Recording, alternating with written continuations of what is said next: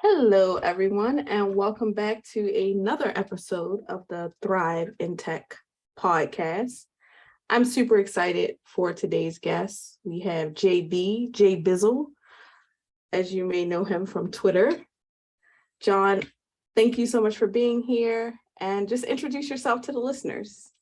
Of course, excited to be here. It's awesome you're spinning this up. So I'm glad to be one of the first few folks invited on here. So my name is John Breth. I go by JB. I have, at this point, I don't know, maybe 20 years of experience in IT. Started off in the Air Force doing long haul telecommunications. After 4 years, got out and started working, doing some consulting stuff.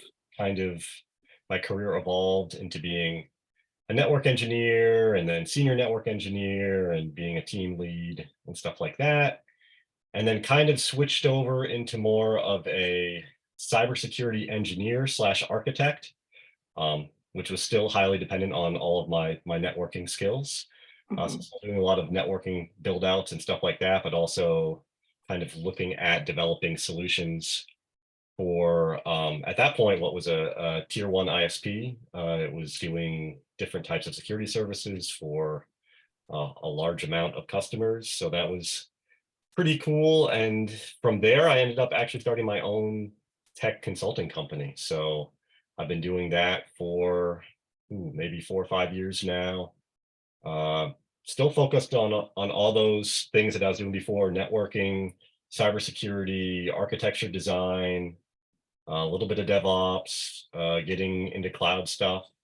And in my copious amounts of free time, I like to create a decent amount of content, both on Twitter, on YouTube, started to get into IG recently.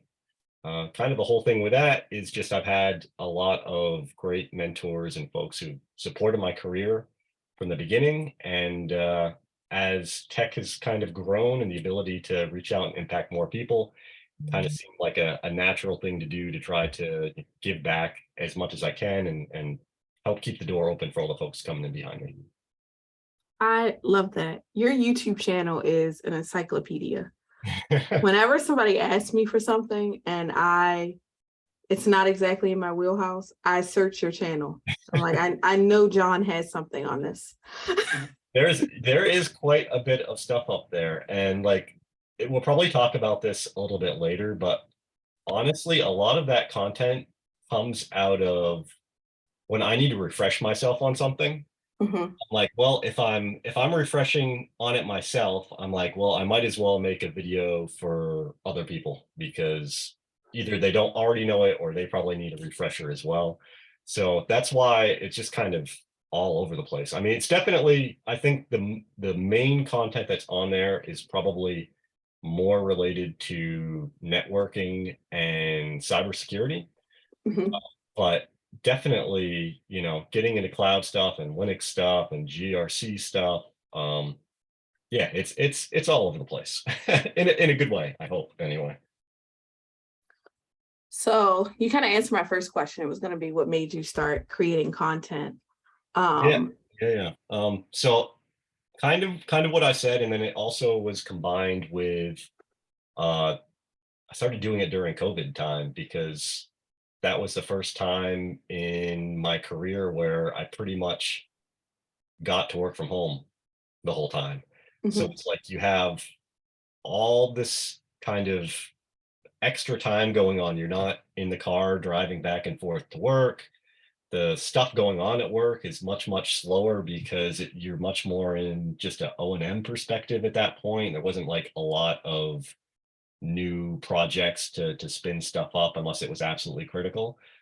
So it was kind of this idea of, okay, I have all this free time. I also at that time had been asked to author a Network Plus book.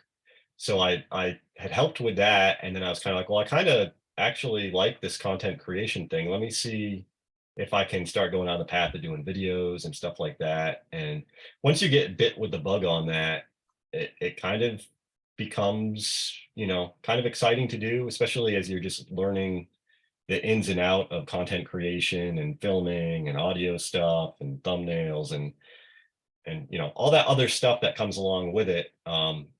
It kind of was like a cool challenge, and you suck at first, and you just Yes. constantly try to iterate over and over and over again. And you definitely appreciate the folks that were there with you from the beginning, because they have seen your content and appreciated hopefully what was like some good nuggets that were in there, but it's super, super raw. And yeah, you just keep kind of trying to hone your craft and get better and better. And that's what I try to do now is like I'm always trying to find just like 1% that I can do better, something that I Mhm. can take from some of the previous stuff I did, or see something else that somebody else does that I'm like, hey, that's kind of interesting. I wonder if I can do that in my own way to make my content, either more relatable or really hit home points better, or stuff like that. Gotcha. So one thing I really loved about your channel and just interacting with you on Twitter is you're one of the few accounts that focuses on a lot of technical content. Yeah, I think, and this is no shade to anybody, so please don't take this the wrong way, but it's total shade. So um, a lot of the content that really gets a lot of the views and the attention is I don't want to call it fluff per se, because there is a need for, knowing how to structure your resume, knowing how to sell yourself in interviews. There's definitely a need for that. But that seems to be the content that gets the most attention. So as you're creating content, how do you kind of resist the pressure of kind of feeding into what the algorithms want? yeah, I mean it's kind of tough, right? I mean, so I've seen a lot of discussions on this lately from a bunch of people, and it's like the views aren't hitting and driving things the way that they used to on YouTube. And I think what's going to happen is people are going to realize that they're going to have to go back more to actually developing a stronger community of folks that are Mhm, taking in their content. Um, but yeah, I mean, it's a few different lanes there that you're kind of talking about. There's the how do I get into tech and make six figures in 6 weeks, right? There's like that way you can go.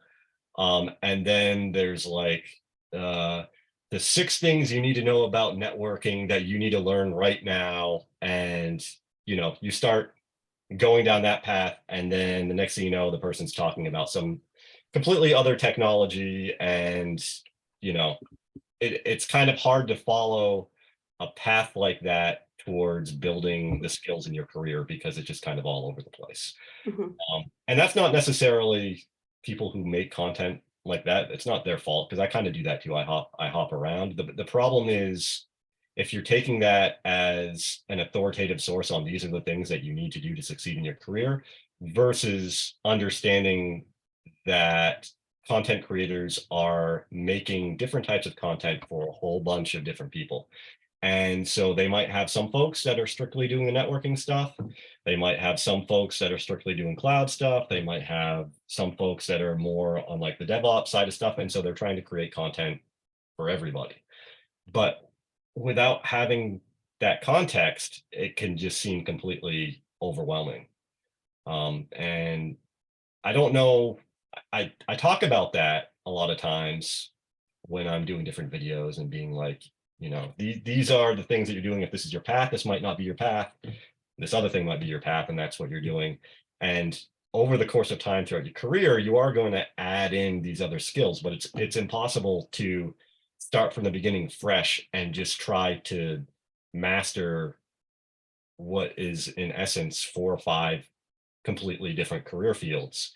They interact with each other, and there's some skills that translate between the two of them, but you have to get good at one thing first, mhm. if you're going to hang around and really develop additional skills. Because if you don't, I get so many questions from folks that are just like, I'm overwhelmed, I'm trying to learn all these different things. Mhm. I mean, it's hard enough just with you sticking in one lane. Like, so let's just say you're like, hey, I want to get into cloud. Okay, that's great. And then people are like, well, which one should I learn? Should I learn Azure? Should I learn AWS? Should I learn Google? Should I learn Oracle? Should I, all these different things? And then, well, what do I do within that? Should I learn about infrastructure as code? Should I learn about servers? Should I learn about networking? It's like it's very overwhelming.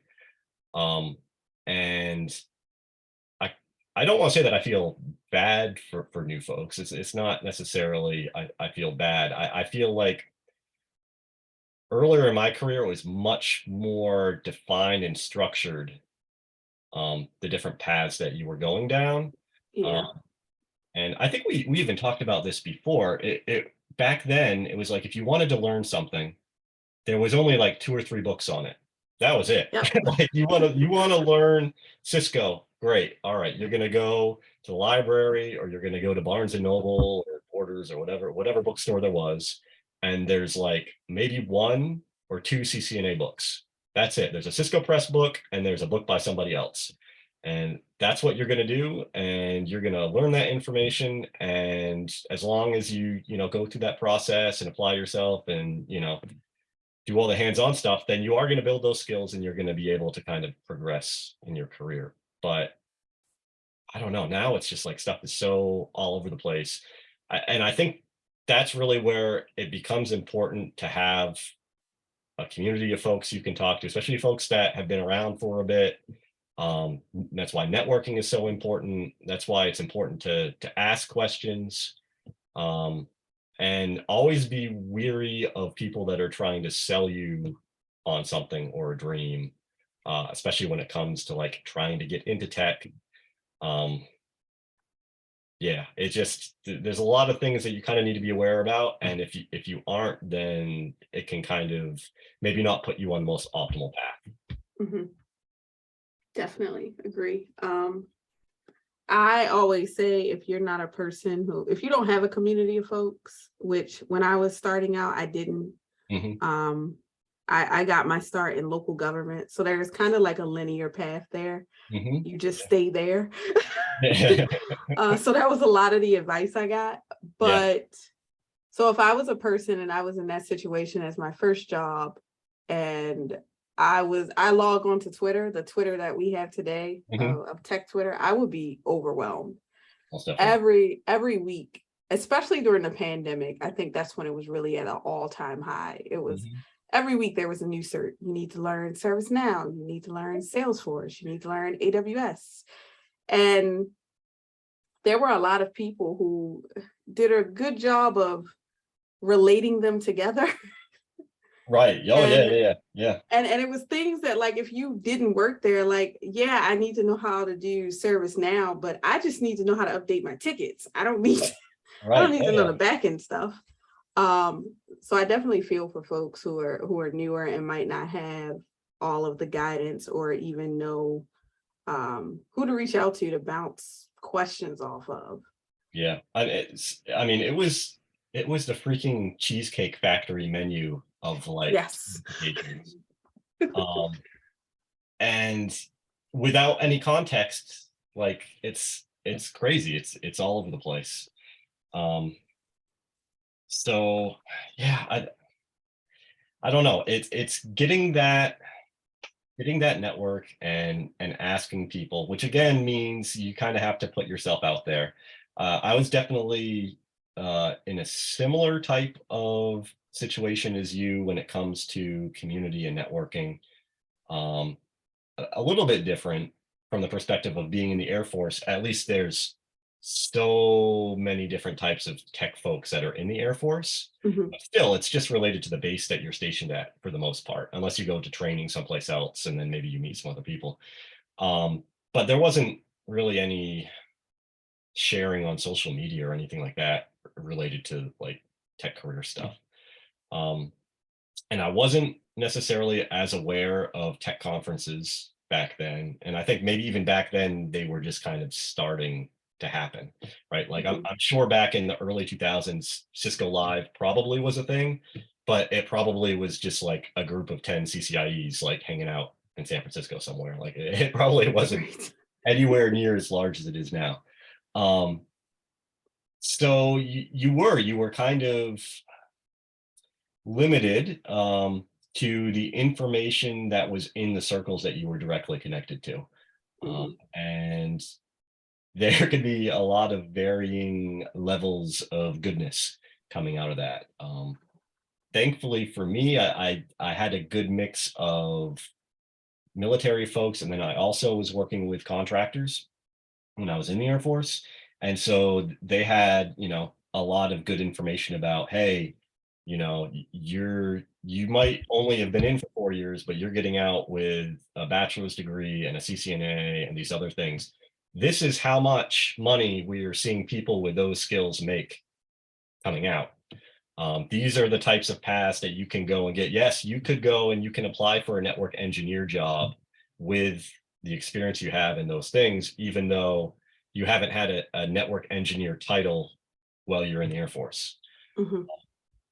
So having folks that kind of have that experience and that perspective and are able to give you honest feedback and recommendations, and then also having folks in leadership that are willing to support you in your endeavors of learning and growth and stuff like that. That's as equally important as having a supportive community as well, is being in a job role with a company, with a management chain uh, that care, or even if they don't care, they won't hinder your growth, Right. right? Yeah.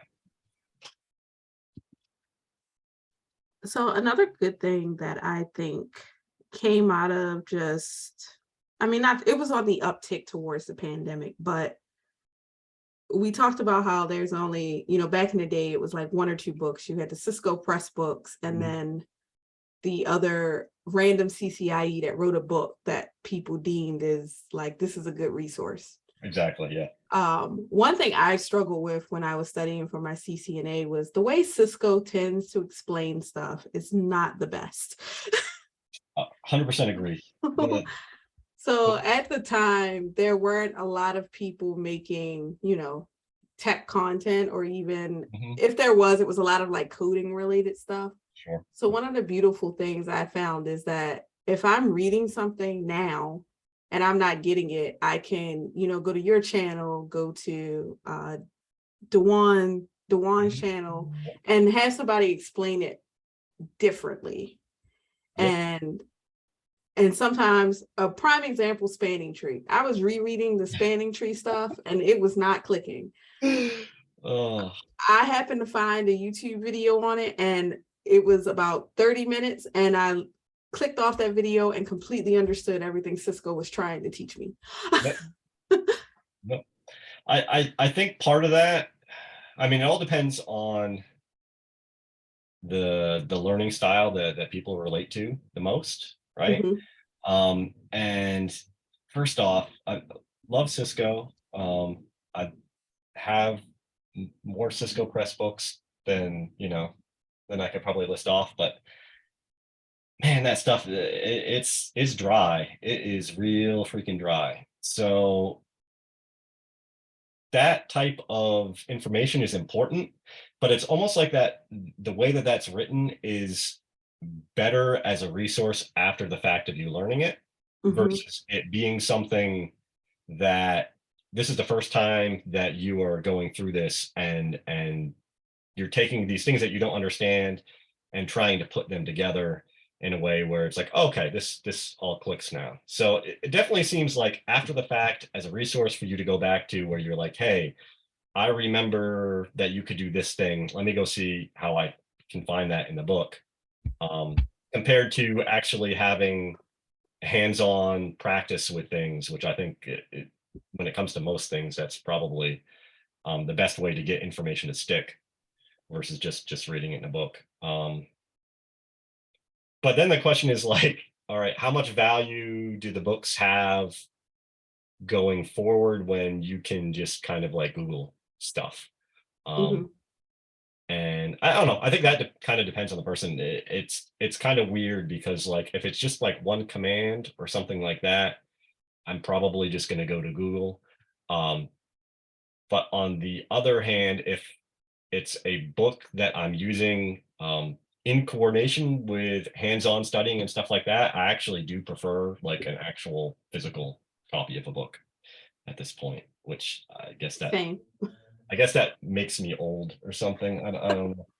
I Uh, like being able to highlight and write notes yeah, on the most definitely. pages. Yeah, I guess maybe it's just I really don't like reading books in PDF. Maybe that's what it is. Um, I just I don't know. That makes it makes it feel like it's more like work at that point. Like you're just going through like a 300-page Word document or something, and it's just it's not as good as having something that you can kind of just chop up and you mark a page and come back to it later. Right. So one thing that always kind of brings up some visceral feelings is being called a tech influencer. Do you consider yourself a tech influencer? I think that has like a pretty negative connotation to it. So I don't know. I mean, if somebody called me that in a positive way, I guess I would take it. Um, and I guess if you are trying to get um, sponsorships with other large companies and stuff like that, you're going to call yourself a tech influencer. But I mean, like talking to friends or people that I know, like I would never call myself that. I actually, I think I probably prefer the term content creator. I think Mhm. that makes more sense. I'm not necessarily trying to influence anybody to do anything. It's just there's certain technology that I like, and sometimes I find that it would be cool if there was a different perspective on how to look at it or how to teach some of the concepts behind it. But yeah, influencer kind of has a negative connotation to me, I think. Yeah. I've definitely seen, I talked with a few people who are like, nope, I'm a content creator. Don't call me that.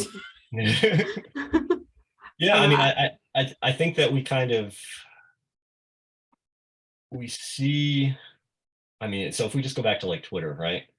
Um, you can see the folks who are tech influencers that I don't know, like they just have such a massive following, and you kind of wonder what it is they're actually doing. Um, and so I don't think that I would ever get to the point where I would actually get away from having a real career, I think. mhm, Um, because I think if you do that, if you completely go into the full-time content creation and thus I don't know, like some type of Pokemon metamorphosis, become a tech influencer. And that's what you're doing all the time. I just think it would be very hard to kind of stay plugged into the reality of engineering, consulting, design, ops, like all the things that um, add a lot of context to the reason behind why we do things. Um, and really what actually drives us to innovate in a lot of ways is because of the challenges that we come up from those types of things. Um, yeah, I don't think that I really would have much of an interest in that being the thing and being unplugged from the actual real work. mhm. Yeah, I feel like it goes into a little bit of like the technical marketing thing Hmm. for vendors, which is great. But my hesitation to that is now I'm tied to just only talking about one company's thing, and I have other interests. Sure. Um, do you think it's necessary for new people to be content creators? Um, so that's actually a really interesting question. And it always causes some controversy. I have my opinion, but I want Yeah. to hear yours. So yes, but that doesn't mean that you need to share it with anybody. So what I mean by that is I think that a lot of the avenues that folks go through in content creation, whether that's speaking about things on video or on a podcast, or creating blogs or creating infographics. Um, I think that there is an awful lot of benefit when it comes to really understanding what it is that you're doing if you are able to explain it to someone else. Mhm. Um, so going through that process of doing that, I think is beneficial. Whether or not you're doing it because you want to actually share it with a whole bunch of people, I mean that really depends. Is that going to take away from your actual real, or I shouldn't say real, but your process on your path, especially as you were saying, like people that are new to tech? Um, is that going to take away from you actually gaining real experience and uh, kind of diving deeper into topics other than surface level? Mhm. Because now you're concerned with, oh, I need to make sure that this content is created on these deadlines. I need to work on the SEO. I need to make sure that I'm cross-pollinating my content across multiple social media platforms. Oh, I need to go and sign up to do talks on, all these different live streams or whatever. Because then at that point, you're I don't know. I think that could be somewhat detrimental towards your ability to kind of grow and skill up in the initial part of your career, which I think is really, really important because you're trying to like actually get established. Like it's one thing to like, yeah, you get some certs and you're able to get your foot in the door someplace. Um, but the question is, is this a job or is it a career? And how are you going to continue to grow so that it can be hopefully a long and prosperous career if that's something that, you end up actually liking, whatever flavor of tech that you're in. So, yeah, it's kind of like, you know, how much candy do you want to give kids? I guess I don't know. Like it's good and it's enjoyable, but like it could take away from the real work that you should be putting in to actually go from a junior level person to a mid-level person. I agree. Um, I have given people advice that they should pick a thing, pick one Mhm. place, Yep. and just I usually direct people to LinkedIn because ideally that's where you're going to be applying for jobs at. Yep. And I just tell them, share what you're learning, share your I started just sharing notes. Yep. Like, here's what I studied today. Mhm. Here's what I learned from it. If For networking and security folks, labs, Yep. screen record yourself doing a walkthrough of a lab and Mhm. like where you got stuck, and even do a write-up about something like, hey, I got stuck on this, here's how I fixed it, Yep. and kind of just put that on your LinkedIn, or if you want to go as far as establishing your own website, which I think you should do, own your content. Yep. um but I get that's a little intimidating for some people. Sure. Sure. And you kind of build up this portfolio of work that you can then take and show hiring managers, like, hey, I'm new to this, but here's how I think, here's how I troubleshoot, here's some like demonstrated experience. Yep. um but it's always interesting to see people who are just like, no, just put your head down and study. We didn't have these communities when I got started. And I'm kind of like, I wish I had these communities Almost when definitely. I got Yeah. started. I probably wouldn't have failed my IC&D1 twice. Yeah. I could have I failed my CCNA the first time. I could have saved myself some money. Yeah. Yeah. Yeah, I think if you're doing it for that reason, um, and that reason is you're developing kind of like a skills portfolio, right? Then I think that's super beneficial to you. Um, and like you said, you can throw it up on a website. You could throw up stuff on GitHub if that's what you wanted to do.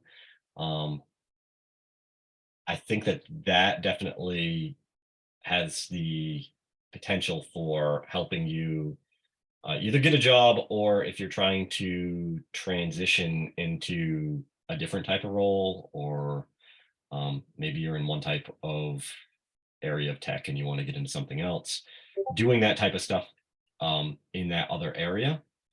I think that's a pretty strong way to kind of help differentiate yourself. I guess what the perspective I was coming from is coming in, doing that, but really you're coming in and you are going for kind of like that tech influencer type of thing. And you've only been in tech like 2 years. Yes. And then it's like, okay, well, Yes, yes, yes. what's really going on here? I think people see the followers and the notoriety, and it can all be kind of glamorous Sure. I mean, per because you're se. you're you're becoming an authoritative source for Right.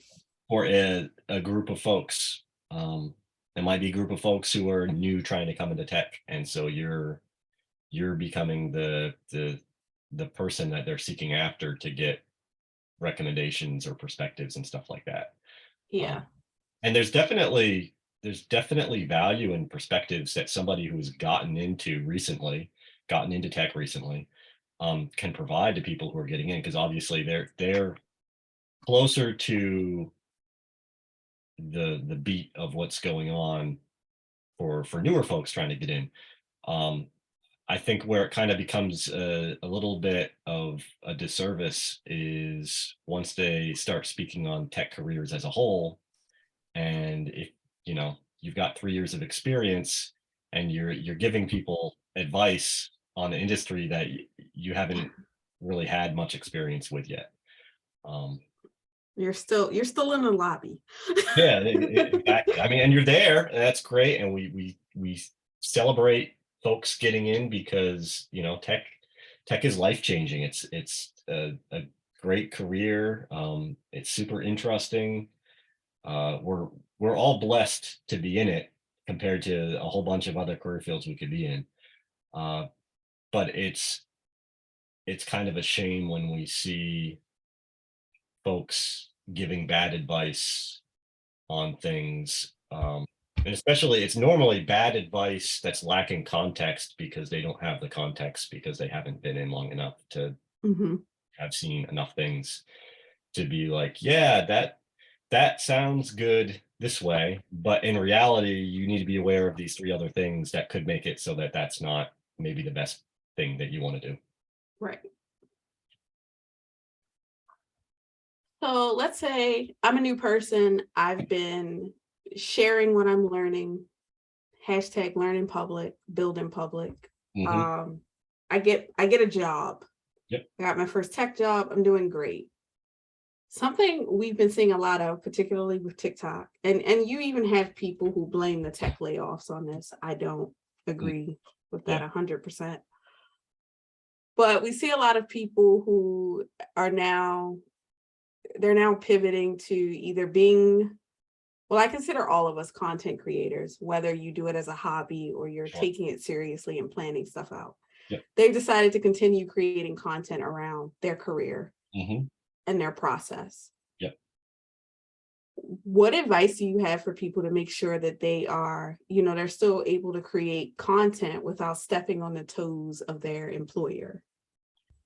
So I'm just going to speak from my perspective, because obviously, like, I don't know what the rules are at every company, or the companies that some of these people have gotten in trouble have been working at.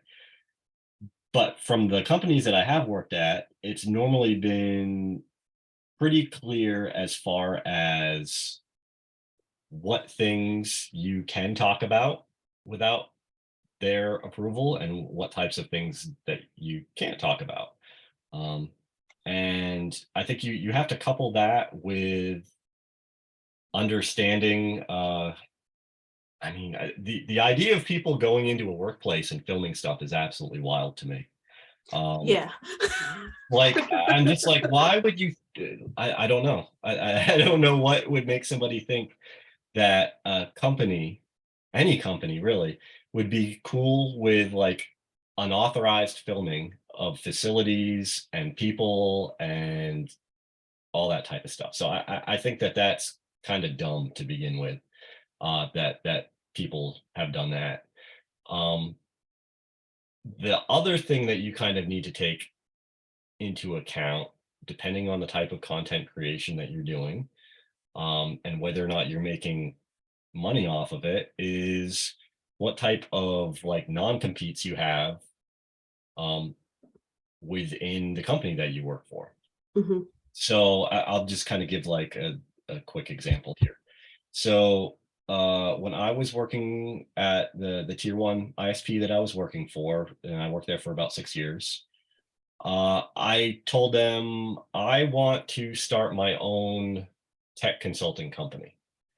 And they were like, ooh, I don't know. And I had to go through HR and their legal department, and they narrowed the scope of what I could offer as services, literally down to the point of where I could do like Nessus scans and like a few other things like that they didn't offer in their portfolio at all. Um, Mhm. if I wanted to do any type of like architecture assessments, if I want to do any type of actual solution engineering or anything like that, then they said that would be um, in competition with them, which is hilarious. But it was what it was. So when you're in a situation like that, then you kind of have to make the decision of is it is the juice worth the squeeze to stay where you're at and kind of play within their rules, or are you going to look either to move to another company that maybe isn't as restrictive as that, um, or as we see some people do, they don't even go and ask those questions and then end up kind of getting in trouble on the back end. Mhm. And I'm not going to say like one way is the right way or the wrong way. Um, I'm just going to say that wherever you work, most definitely has some type of policy in regards to that, and you should at least know what that is before you make any type of decision that could negatively impact your career in some way. Um, so I don't know, taking all those things into account and content creation. I agree with you though. I don't think the tech layoffs really had anything to do with a few people making TikTok videos about just chilling all day. I mean that it probably isn't the smartest thing for folks to do that because then that kind of like feeds into a narrative. But I mean, I think that in a lot of cases with the tech layoffs, um, it just was the economy was doing bad and they were kind of, I don't know, pulling back to try to I don't know, consolidate core services and stuff like that versus kind of Mhm. continuing to lean forward into future projects and services that didn't necessarily have revenue streams attached to them yet. Yeah, definitely. I think if people just start with just reading the social media policy Yeah, in your handbook, that would save a lot of people headaches. most definitely. Um, Yeah. and then so I've done some paid content creation. It's definitely been outside of competition with where I work. Yep. Um, so I didn't really have to disclose it, Yep. but definitely you want to make sure. I think it also goes into one, the industry you're in, Hmm. how things could be seen as like endorsements. A good example is a company I worked for, they did a lot of newsletters and publications and stuff. Yeah. So something I didn't know was we were not allowed to discuss stocks or crypto online. Okay. So this was around the time where crypto was really getting big. We had a few people who were kind of just doing some general education around like stocks and understanding, the stock market and stuff like that. And at the time I was really interested in that because up until then it was a foreign language to me. So I had made a few tweets about it and they sent them to me like, you need to take these down like right now. Oh, damn. You cannot talk about crypto, you can't talk about the stock market. And I'm on the IT side. I don't even work for the specific publication, but because we're all under one umbrella, they're Yeah. like, nope, it could get messy. Yep. We don't need any type of, weird stuff happening. So I had to delete those. But what that did was make me kind of look at the industries I'm working in and then kind of like, is this something I should be talking about? Sure. And I've seen that kind of the other way too, especially like with government related stuff. You see folks Mhm. talking about stuff related to security clearances and stuff like that, which if you have any friends that are kind of in that side of the industry, that's all pretty much stuff that you're not supposed to talk about, at least from my understanding. So it's always kind of interesting to see people throw out a whole bunch of information. I've seen people like be celebratory about like getting a security clearance, and they just post it on whatever social media platform or whatever. Yeah. And I'm just like, wow. I don't know. I've heard from other people that's not the thing to be doing. So it really does depend. Like every industry kind of has like their own things um, that you can and can't talk about without approval. And I don't know. I don't know that a lot of the folks that are kind of coming up are necessarily paying attention to that. Probably because they just think like people aren't aware, aren't watching them. Um, Mhm. They're watching. If you're using your real name and they type that into Google, they'll find you. yeah, yeah. That And, it just kind of seems it doesn't necessarily seem worth the trade-off for a few likes yeah.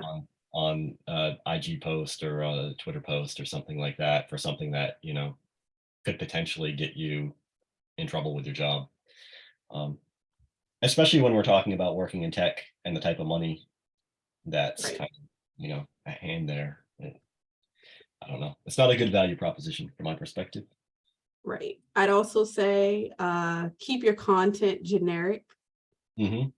I think really I think that can be applied to any area of tech. Just keep it generic and unrelated to what you're working on at work.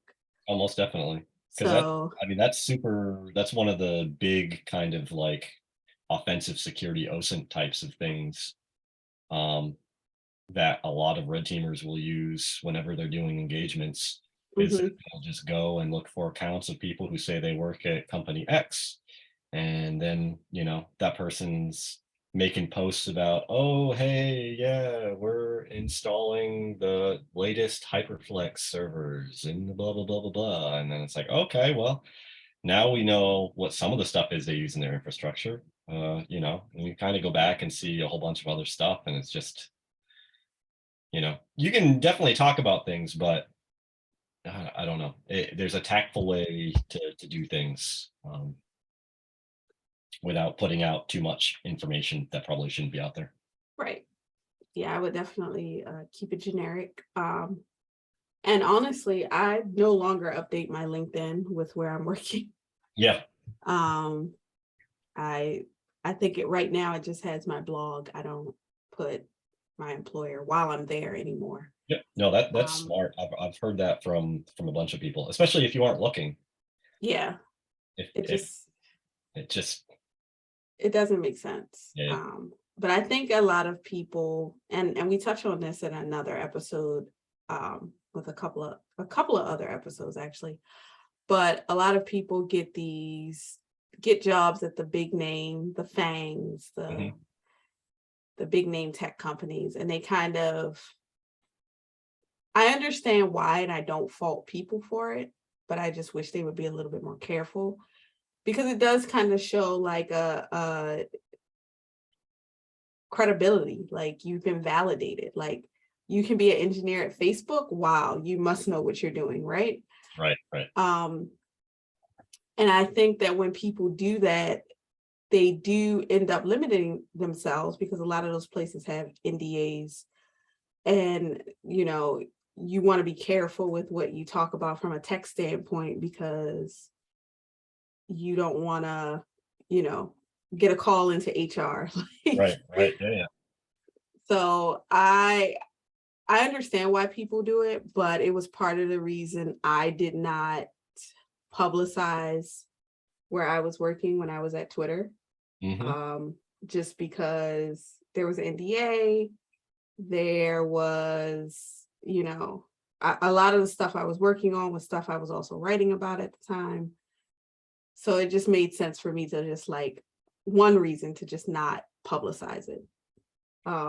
Makes total sense. Yeah. I mean, like you at that point, if you put yourself out there as I work for X, even if you aren't intending to, you kind of are becoming a unofficial spokesman.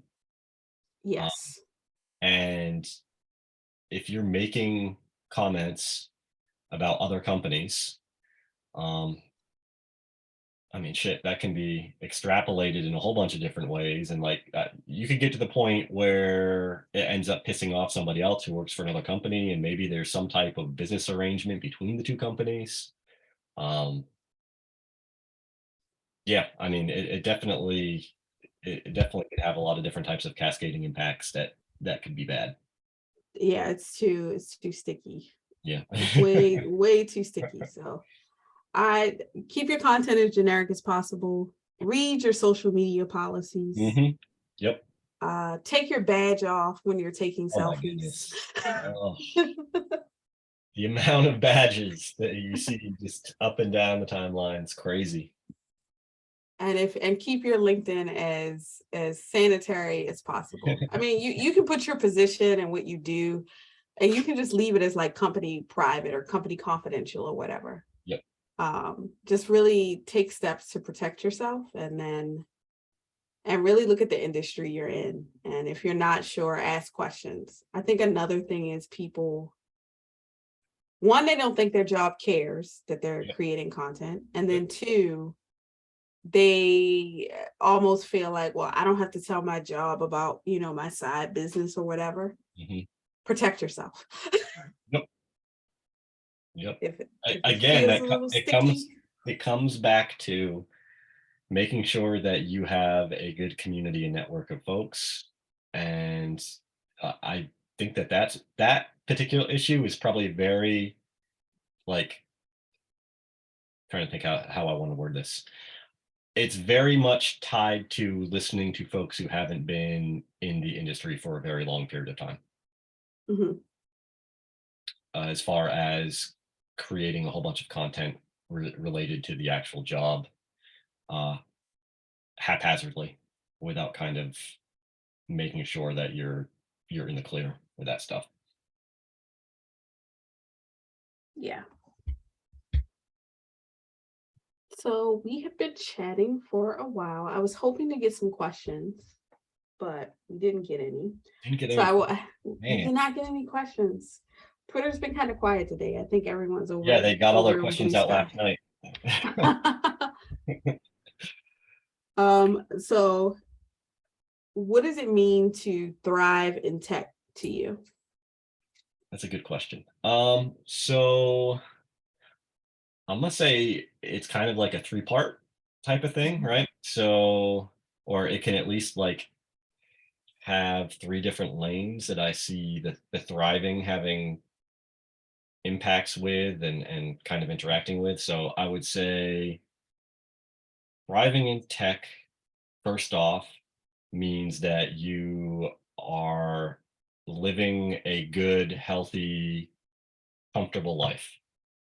Mhm. So if you are able to do that, you're able to take care of your family, you're able to um, not be overly in debt, you're able to give back to different groups however you can, or the things that kind of speak to you, you're able to do those things, you're able to enjoy life.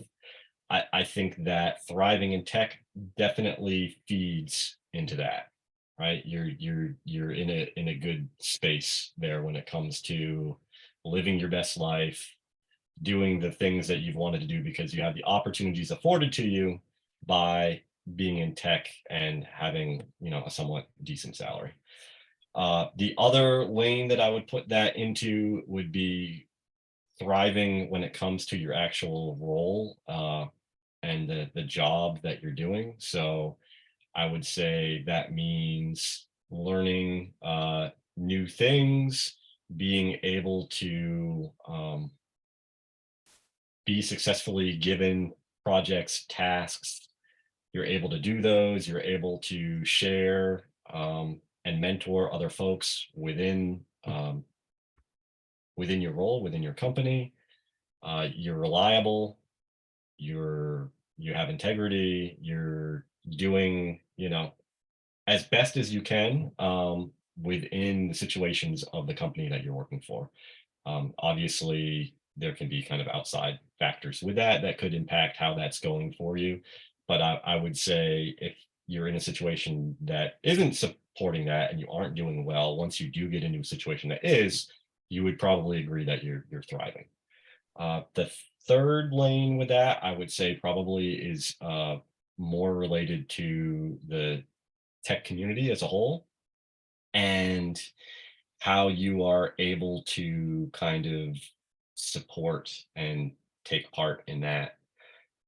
So whether that is via social media or that's via conferences or different types of work groups or whatever it is, you are bringing your uniqueness and value that you have to the community and being supported by the community and then also supporting others in the community. So I think if you can kind of get all three of those lined up in a way where things are going good, then I would say that you um, are thriving pretty well. And again, there's always different things that come up in each of those three that you might need to adjust something or try something different uh, to end up getting it to kind of a better level. But I think if you kind of keep those things in mind and you're focused on having a positive impact in all three of those, then I think you're doing pretty good. Love that answer. Where can people find you and your content? Okay, so let's see. YouTube, you can find me at Cyber Insight. Twitter, you can find me at jbizzle703. Um, let's see. Instagram, somebody had Cyber Insight and I tried to get it back. I actually have that trademarked. And so you would think I would be able to get that from an account that hasn't been used for like 7 years, but no. Wow. So it's real Cyber Insight at Instagram. Um, yeah, I'm trying to think anything else. JBC SEC, so like jbcsec.com/info.